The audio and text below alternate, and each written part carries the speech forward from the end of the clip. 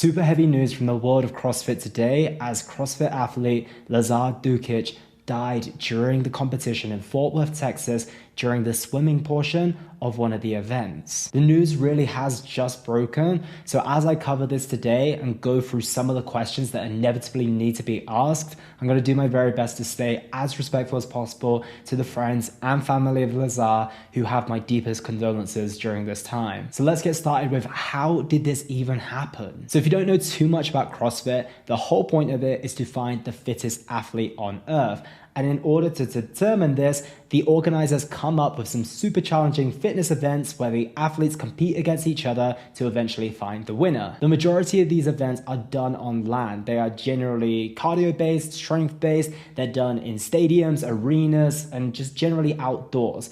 But since 2011, every single competition has also included a swimming component. And that can range from anywhere from a 200-meter swim all the way up into a 1-mile swim, and is usually in conjunction with another land-based activity. And if I'm not mistaken, the first event today was a 3.5-mile run followed by a 500-meter swim. And the whole idea of these events is to complete them as fast as you possibly can. And at around 8 a.m. on August 8th, when the athletes were taking part in this event, was when the tragic incident of Lazar's death took place. And during this event, they were live streaming, so you were able to see exactly what was going on. I have the video and I'm about to put it on the screen, and it's very graphic and it could be quite triggering as well. So if you don't want to see it, please click off the video or at least skip the next 90 to 120 seconds. Here it is.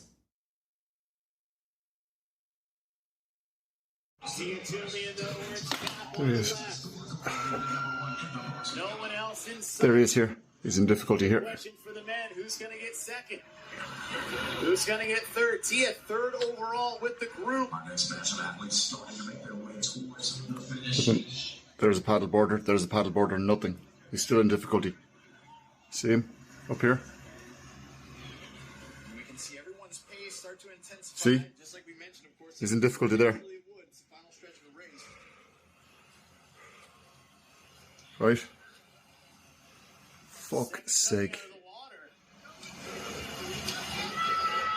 That might be another big boy in the field. That is Brent Sakowski. See?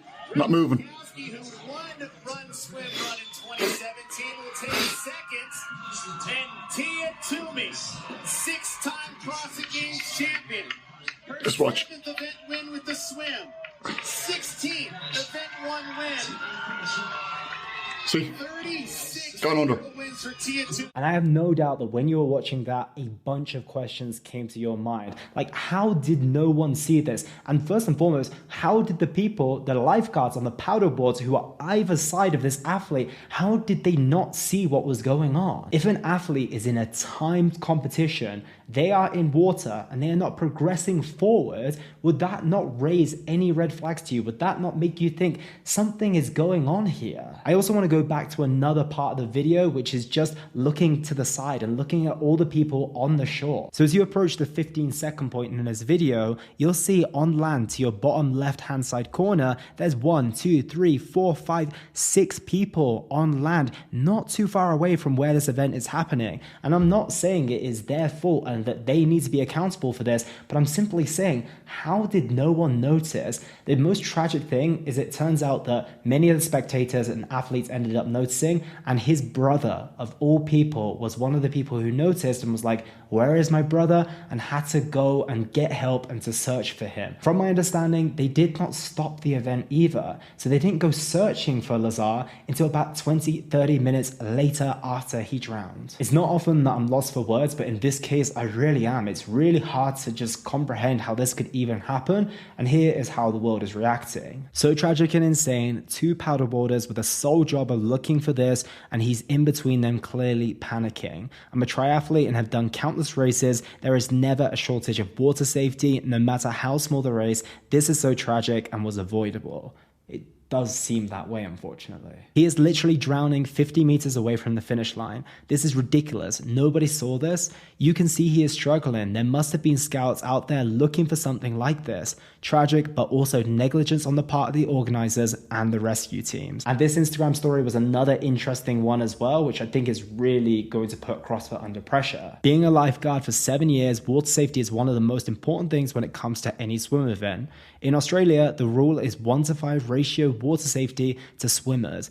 Tell me why there were only 3 paddleboards and a jet ski in the water for 79 athletes when there should have been at least 16 people out there. CrossFit and CrossFit Games, this is unacceptable. The CrossFit organization has responded with 2 tweets so far up until this point, and you've also seen the CEO and the creator of CrossFit on local news station, where generally they're expressing their condolences and they're also saying that they're working closely with the police at this moment in time. However, in my eyes, they have an enormous amount to answer for. I don't want to be pointing fingers or putting blame on anyone, but what were the paddleboarders looking at? They are lifeguards. They need to be prepared to save people's lives. They're not there to just tick boxes and watch the event. They are there for any incident. So what the hell were they doing? If this was just one lifeguard and they weren't super close to the incident, then it might be a little bit more understandable. But this was 2 lifeguards within meters of this athlete who didn't see anything. And bigger picture questions need to be asked too. Why are athletes going to swim after they've just exhausted and fatigued themselves for running for 3.5 miles? The triathletes don't do this, and for good reason. So why are the CrossFit athletes doing it? And Lazar was not a beginner athlete. He is ranked 33 in the continent of Europe and 88th in the world. This guy was a pro. So if this can happen to someone as experienced and gifted as Lazar, what does this mean for anyone who's less gifted or less experienced in the sport? Another big question mark is why there was such a lack of lifeguards. CrossFit is not this small little local competition. This is international. This has been around for 24 years. This organization has enough money to pay enough lifeguards to be there at the events. So why didn't they do it? And what are they now going to do with this event and the remainder of the season? How are they going to make the changes? How are they going to be good enough? How are the athletes going to feel safe? And how is Lazar's family going to feel based on the actions that they're going to take? I trust that we're going to get a lot more answers in the next 24 to 48 hours. And in the meantime, I just want to express my deepest condolences to Lazar's family. And I really do hope that they get all the love and support that they need during such a difficult time.